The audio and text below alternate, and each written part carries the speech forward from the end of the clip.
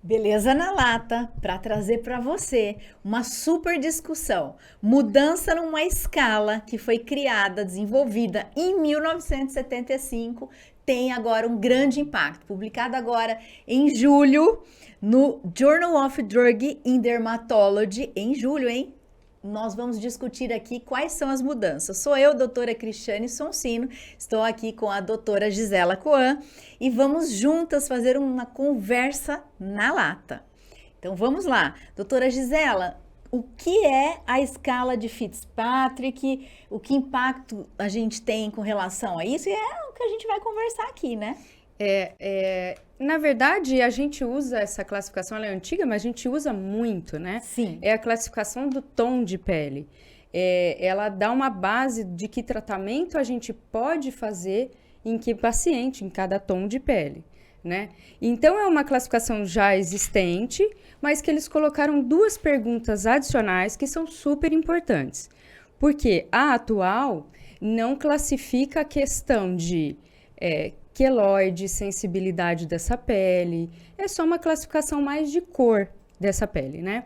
Então, você coloca pra gente aqui na TV, fazendo favor? E o que é muito legal, né, Gi, é que é uma escala internacionalmente utilizada. Internacionalmente por médicos, cirurgiões, ela é muito utilizada para lida tomada com de pele, decisão, né? Lidou com pele. E é uma classificação de tomada de decisão, se a Sim. pessoa eu vou fazer um teste de um laser, por exemplo. Esse laser, ele é testado e ele é dito, olha, ele pode ser utilizado para as peles classificadas tais e tais. Para um cosmético, para um peeling. Sim. Esse peeling é seguro para as peles classificadas tais e tais.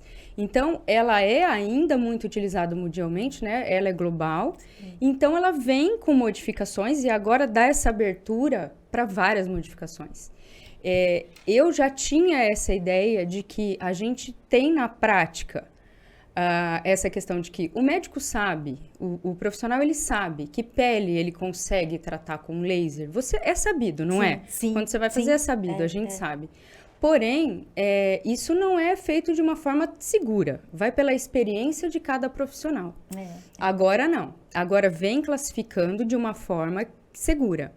Onde cada teste de laser, de peeling, ele consegue classificar de uma forma mais segura. Então agora e vai dar abertura. Essa publicação pra gente. Parece muito simples. Sim, a gente vai mostrar aqui e quando quando eu li, chegou pra gente isso e a gente falou, opa, o que eles modificaram, né? Isso. E aí depois você lê e você fala assim, mas por que nunca ninguém fez isso? Porque é tão simples, a gente faz isso na prática. Instintivamente faz, é verdade. A gente faz, ou o até profissional com conhecimento ele faz. científico, né? Sim, mas ele não tinha até então sido publicado. Isso não tinha sido de uma forma científica. Olha, realmente funciona dessa forma. Quantos anos utilizando essa escala, né? Desenvolvida em 1975. E uma outra coisa, a gente tem hoje uma população muito mais diversificada do que se tinha em 1975. Uma miscigenação muito grande, muito né? mais, né? Então, a gente tem, sim, que atualizar, não só modificar, como atualizar. Ela vem com o nome de modificada, mas eu teria ela como atualizada. Né? Porque eles não modificaram, eles atualizaram. E vai dar abertura para outras agora, né? Então, vamos colocar ali rapidinho? Você passa pra gente essa imagem? Eu gostei bastante dessa foto, porque já mostra então, a miscigenação, já mostra aí, né, os diversos tipos de etnias, que é um tema que eu gosto bastante de falar, mas vai ser um outro na lata, mas etnia, né, entra dentro aí da classificação, né, porque dá um tom de pele diferente, né, Você fala um pouquinho do que é a escala pra gente? Posso falar, então, o que é essa escala? O que vem a ser essa escala de Fitzpatrick, né? Quando a gente... Pode passar mais um. A gente, quando fala da escala, a gente pergunta para o paciente como é que a pele dele reage frente a uma exposição aos raios ultravioleta, aos raios solares. Então, quando você vai no sol, a sua pele, ela fica totalmente vermelha, descama e não dá bronzeado algum, então a gente classifica como fototipo 1, ou seja, é uma escala para classificar o quanto essa pele ela reage, ela responde frente a uma exposição solar. E você pode ver aí na imagem que tem o fototipo 1, o fototipo 2, ele vai aumentando. À medida que vai aumentando a numeração, a gente vai tendo peles cada vez mais escuras. O fototipo 1, que é a numeração menor, a gente sabe que são peles que reagem muito mais frente a uma exposição solar, e os números mais altos, né, tipo 4, 5, a gente sabe que é um paciente que reage menos, a pele sensibiliza menos, bronzeia mais, né, frente a uma exposição solar, né, Gi? Então, a gente utiliza muito no consultório, como a Gi falou, vou aplicar um peeling. Então, hoje já sei que peles mais escuras, né, de fototipo alto, ou seja, reagem menos quando expõem aos raios UV, ou seja, bronzeia mais. Eu sei que eu tenho alguns tipos de procedimentos cosméticos que eu devo ou não aplicar, né? Então, hoje tem essa questão aí. Na pesquisa mesmo dentro de cosméticos, assim, que concentrações a gente pode usar de alguns princípios ativos para cada tipo de pele, para cada fototipo, né? Mesmo proteção solar, também se analisa muito que fator de proteção por quanto tempo para cada fototipo, né? Aqui a gente tem 6. Você passa mais um pra gente? Mas hoje, se a gente olhar, a gente tem diversos tipos. Olha, a gente tem, eles chamaram de Pantone, mas olha como é muito mais que 6, né? Então, analisar, na verdade, a cor da pele, embora a cor da pele é muito importante para a gente avaliar o que tratamento a gente vai fazer, que padrão de tratamento, a reatividade da pele também é muito importante. A cor por si só não dá essa segurança para a gente em relação à reatividade dessa pele. E é isso que eles trazem para a gente. Eu queria falar um pouquinho, porque essa imagem que a gente está vendo aí, ela mostra também uma miscigenação. Então, hoje, é muito importante a gente entender que, embora tenhamos uma pessoa que tem um fototipo 1, ou seja, ela é mais branquinha e reage muito à exposição solar, a gente imagina que ela não vai ter manchas ou pigmentos. Mas, muitas vezes, se houver uma genética, uma história de etnia na família, mesmo sendo branquinho, a gente pode ter mancha, né, Gi? Então, é importante mostrar que no nosso país, estudar a escala, estudar a etnia, está cada vez mais necessário, e por isso que os profissionais estudam muito. Para o público em geral, como você falou, né, um paciente, uma população, a pessoa, eu quero saber que eu uso para minha pele, né? Então, hoje, na maioria do que se tem na literatura, ou texto mesmo de revista, eles mostram. Se você tem uma pele muito escura, você pode usar um filtro solar com FPS um pouquinho menor, né? Embora clinicamente eu tenha a minha opinião sobre isso, mas como você disse, os cosméticos, filtro solar, ele vem muito em direção a essa questão da escala, né? E uma coisa muito interessante, assim, da gente comparar, e a gente vai falar e as pessoas vão entender isso que a gente está falando. Dentro de uma mesma família, irmãos, tem fototipos diferentes, não é? Sim. Ele tem a mesma constituição, vamos dizer assim, mesmo pai, mesma mãe, vêm da mesma origem, mas eles herdaram geneticamente genes diferentes. Então, eu tenho a minha irmã bronzeando, com tendências a não ficar com a pele sensibilizada, e eu já super sensibilizada. Ela já tem um fototipo já para 3, 4, e eu já sou 2, mas eu sou irmã, não é? Então, a gente tem que tomar um cuidado danado. São várias perguntas que a gente faz pro paciente. Profissionalmente, a gente já tem isso bem definido, os profissionais já têm isso bem definido, mas vem esse artigo para tirar aquilo que realmente faltava como publicação, como base científica, né? Então, essa classificação hoje, ela vem na prática para colocar essa escala também considerando a reatividade da pele e a formação de queloides. Acho que a gente pode colocar agora a foto, né, do artigo aí para mostrar, para quem quiser saber, quem quiser ler mais, né? Saber aí da onde é, que artigo é esse que a gente está falando, que revista é essa. E além disso, é importante, né, a gente entender que essas informações que a gente traz aqui na lata, não é, a gente não tira do nada, né? A gente está sempre atenta a publicações, que é o que dá respaldo para aquilo que a gente vai discutir aqui, né? E é muito importante a gente fala na lata, porque, na verdade, a gente vai trazer esse artigo e para mim ficou muito a ideia de que, nossa, tiveram tantos comentários em cima desse artigo e é algo que a gente já faz.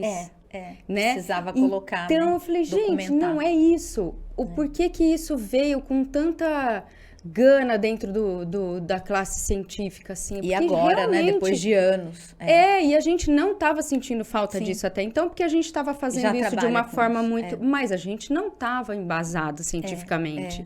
E aí me levou a pensar nisso. Eu falei, realmente, a gente não estava cientificamente embasado.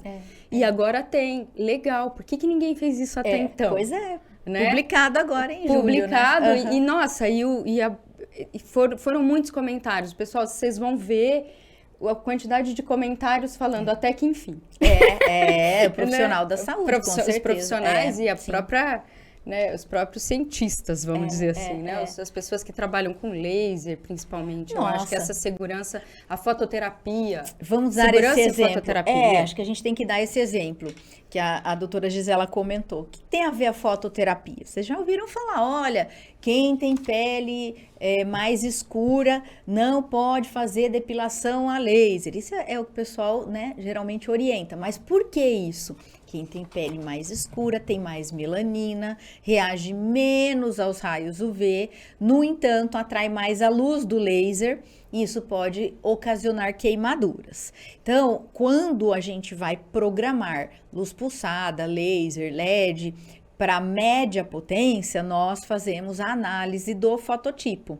Porque daí eu consigo saber quanto maior o fototipo, maior o número de melanina.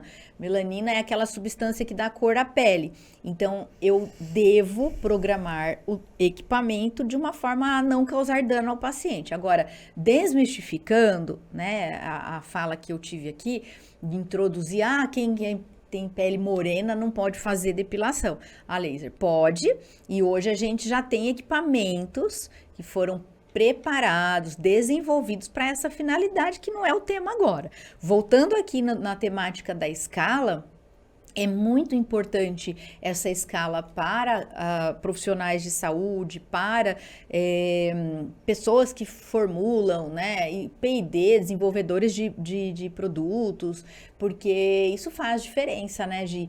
Vamos falar um pouquinho, então, sobre o que mudou?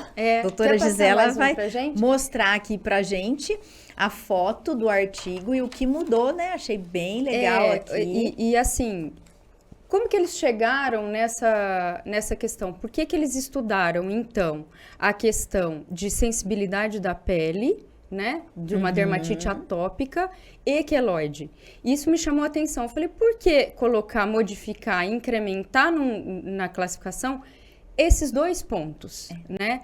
Porque a dermatite atópica hoje, indivíduos de pele colorida, ela é muito significativa em todo mundo, né? Nos Estados Unidos, é um dos principais diagnósticos para pacientes afro-americanos. Então, isso é muito importante.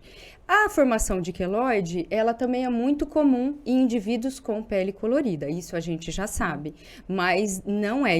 Existem estudos também mostrando que pessoas de pele mais clara têm queloide, né? Tem muita dermatite atópica também. Sim. Mas o estudo veio pensando mais na pele colorida. Mas assim, o porquê essa relação? Isso que ficou para mim essa dúvida. Qual a relação da dermatite atópica com queloide? Eu não tinha essa relação até então. E aí eles pontuam que tem um artigo de Maeda e colaboradores que mostrou que tem uma proteína de matriz extracelular chamada perioitina, que ela aumenta as citocinas da T-helper. e estimulam interleucinas a produzir mais E aumenta mais fibroblastos o dérmicos processo. e aumentam esse processo, né? Tem mais fator de crescimento e aumenta essa produção de fibroblasto e aí vem o queloide. Ok. E ela tem uma reação, uma sinalização imunológica igual na dermatite atópica. Então, tá aí essa relação. É uma relação em sinalização de imunológica. Por isso que eles colocaram os dois na mesma classificação. E é importante atentar com relação à rosácea também, porque vai estar aí, né? Logo, logo vem Um rosácea. processo inflamatório. E eu acho que, então, esse artigo, Sim. ele abre essas portas. Por isso que eu tive ele como interessante. Ele vai dar aqui um fator a mais, né, de estudo, já classificado, e abre a porta para muita coisa. Sim. Eu tive essa sensação, isso que eu gostei do Eu artigo, achei assim, importante, eu acho que foi até isso. do ponto de vista didático também, né? Assim, não só clínico, mas didático também.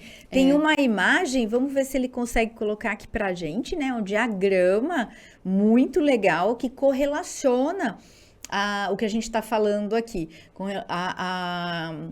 a hipersensibilidade da pele junto com o queloide e a linha do Fitzpatrick, né?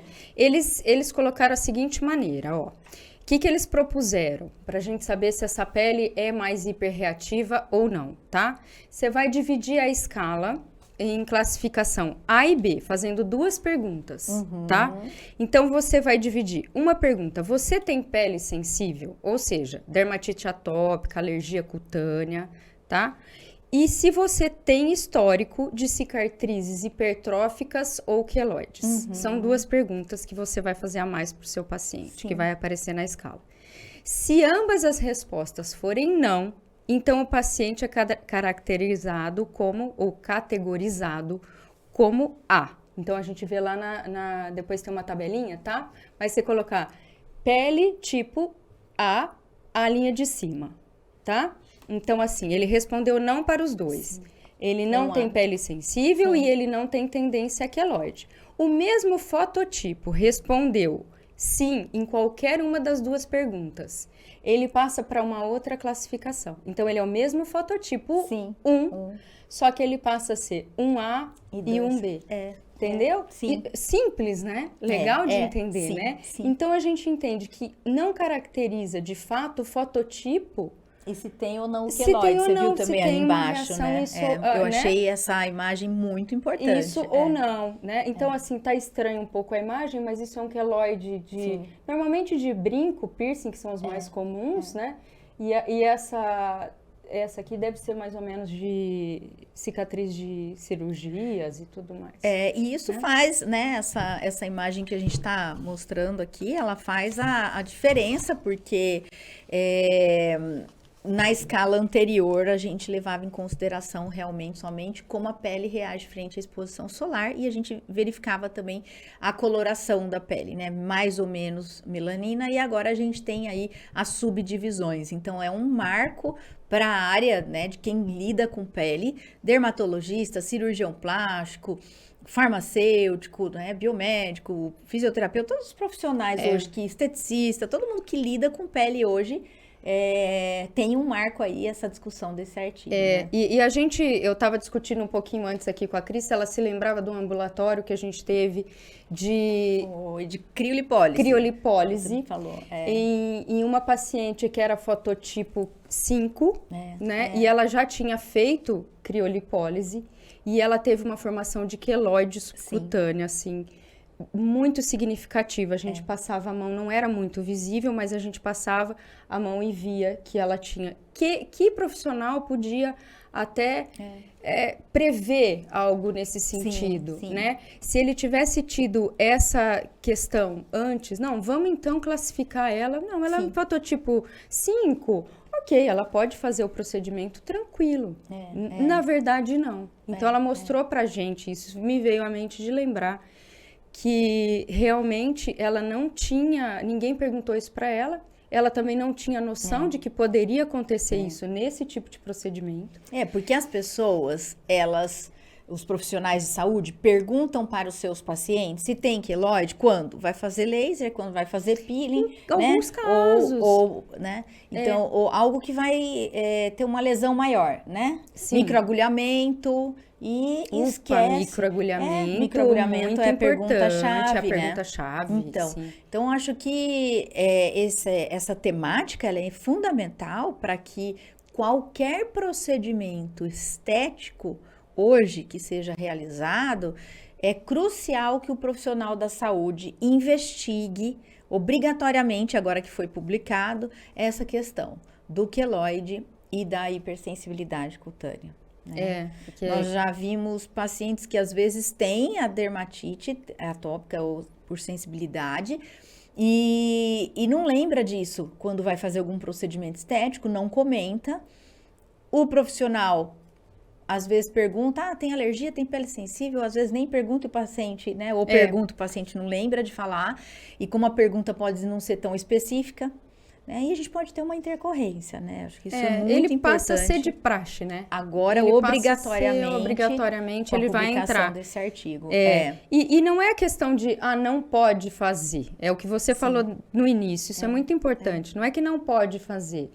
É que vai se utilizar, a gente consegue modular essa resposta. Muda né? dosagem de equipamento, muda a concentração de ácido, muda substâncias, princípios ativos numa formulação. Exato. Não é? O pós-procedimento também a gente consegue modular com algumas coisas. Um exemplo, mas não é em todos, mas um exemplo, às vezes entrar com corticoidezinho, né? Em alguns casos. Então, existe como se modular, né? Só precisa saber. O profissional, ele vai saber o que fazer, que decisão ele vai tomar. Para indicar ou contraindicar um método, né? E para o paciente é importante também, né, Gi? Porque a gente tem que alertar as pessoas que não pode utilizar cosmético por conta própria, sem prescrição, sair comprando, porque olha como é sério, olha como hoje, em 2023, uma escala que foi criada, desenvolvida em 1975, ainda vem sendo reformulada para direcionar prescritor para que haja, então, um direcionamento mais assertivo, com menos intercorrência. Então, a gente não pode sair comprando produtos, aparelhinhos que a gente vê que está disponível em site de compra coletiva e sair fazendo, né? Se auto-aplicando, porque, veja, tem avaliação que o profissional faz com perguntas específicas e agora... com mudanças, né, com atualizações, para poder direcionar. Então, o prescritor, ele tem ferramentas, diferente das vezes a comunidade, a população que quer se auto-aplicar ou auto-utilizar algo que é relacionado à beleza. Né? A beleza. A gente vê muito isso acontecer, né? O pessoal comprando fazendo microagulhamento em casa, isso é muito comum. Eu vi vídeos, tutoriais de pessoas fazendo com maquiagem, né? Não limparam a pele para fazer. Tem coisas assim que são realmente absurdas, mas que a gente vê acontecendo e tá aí na rede social para quem quiser ver, né? Então perde um pouco a segurança e passa a ter uma complicação bastante desfavorável, né? Mas sabe o que eu achei legal também, eu acho importante comentar? É que é uma escala extremamente fácil de ser implementado, isso que eles colocaram. Eles não tentaram inventar uma outra escala. Esses autores foram, eu acho que muito inteligentes. Eles acrescentaram, eles fizeram isso de uma forma fácil. A gente lê o artigo, isso é fácil. Eles não quiseram inventar tudo diferente, não, uma escala completamente diferente. Eles até incluíram mais tons de pele aqui, e a gente até não comentou muito, porque o pessoal vai ler o artigo, mas eles lidaram com essa condição de etnias, né? Colocaram até o sexto, né? 6A, 6B. Colocaram mais coisas aí depois. Então, já utilizaram uma escala amplamente conhecida, amplamente utilizada, de fácil, né? Fácil ser implementado. Então, eu gostei muito, assim. E essa vai ser o chute para novas aí, né? E fica a dica, pessoal. Quer utilizar dermocosmético é importante passar por um profissional, uma avaliação. Veja, nós estamos discutindo hoje o que muda na avaliação profissional do cirurgião plástico, do dermatologista, das especialidades quando atuam com tudo que envolve tecido cutâneo, tudo que envolve pele, né? Sistema tegumentar, que tá, a pele está dentro do sistema tegumentar, né, Gi? E alunos que quiserem publicar, não é? E agora é isso. Direcionamento para novas pesquisas, desenvolvimento de novos cosméticos, novas tecnologias, combinações de protocolos, né? Exato, protocolos agora com essa nova escala, né? Como é que a gente faz um novo protocolo para aquele equipamento, por exemplo, de fototerapia, usando essa escala, dá uma pesquisa muito bacana. Porque os equipamentos, alguns deles, quando a gente vai programar a dosagem do aparelho para a finalidade e tipo de pele do paciente, o aparelho pergunta pela classificação de Fitzpatrick. Então, pode ser que agora até os equipamentos venham com essas perguntinhas adicionais, porque eu acho que a engenharia vai elaborar dosagens intermediárias entre respostas, né? Do queloide e até mesmo da hipersensibilidade cutânea, né? Quando eu fiz o site da MyCode, que eu programei como seria o nosso questionário para indicação do cosmético, que cosmético que você vai utilizar, eu usei essa escala. E as pessoas respondem não que tipo de tom de pele ela acha que ela tem. Sim. E sim a pergunta, você se bronzeia, porque uma coisa é a gente achar, eu sou branca, então eu sou 1. Eu sou branquinho, eu sou 2. Não, a gente precisa entender realmente qual é o fototipo. Então, isso tá lá no questionário. Isso é muito comum, é muito utilizado, né? E quando uma pessoa vai na prateleira comprar um dermocosmético por conta própria e não leva em consideração o fototipo, ela fala, eu vou comprar um produto para pele oleosa, mas também que rejuvenesça, porque eu quero cuidar das minhas rugas, né? E eu também tenho melasma. Então, a pessoa compra aquilo que ela vai lendo, né? E muitas vezes, alguns dermocosméticos para melasma, eles possuem concentrações e substâncias ativas que nós, profissionais de saúde, não iríamos recomendar para quem tem fototipo alto. Exatamente. E daí, quem tem fototipo alto, depois sempre fala, eu tenho rebote, minha mancha voltou pior. Então, nem sempre foi algum procedimento estético que fez. Muitas vezes foi essa automedicação, né? Se comprou o produto com concentração que não era para aquele fototipo de pele. Então, aí, quem gosta de comprar o seu cosmético, fica o nosso alerta aqui, né? Não é só pele oleosa, pele com ruga, pele seca, que a gente leva em consideração. Nós, quando prescrevemos, levamos em consideração o fototipo. É isso que a gente está alertando aqui. E é sabido hoje que os fototipos altos, né? Um fototipo, por exemplo, 6, também precisa usar protetor solar. Com Antigamente certeza. Isso não precisa, porque não fica sensibilizado Essa ao sol, mas polêmica. Tem danos, né? Essa tem danos. Uma polêmica que no início da nossa fala eu até falei, olha, eu tenho uma outra opinião. Gi, você foi muito certeira, porque ainda há na internet, em alguns posts, algumas comunicações aí, sobre o filtro solar com baixo FPS, porque a pessoa é morena. Então, assim, minha pele não reage tanto ao sol, porque eu sou mais moreno, né? Tem um fototipo classificado por Fitzpatrick mais alto. Então, eu vou usar, por exemplo, um FPS de 30. Só que, Gi, a gente sabe que quem é mais moreno tem menor tendência a ter câncer de pele, entre outras coisas, mas o que a gente vê é que tem mais mancha, a pessoa de pele morena, ela tem disfunções dermatológicas muito características que, se ajustasse o FPS do filtro solar, essa pessoa teria uma prevenção, ela teria minimizado as suas disfunções, né?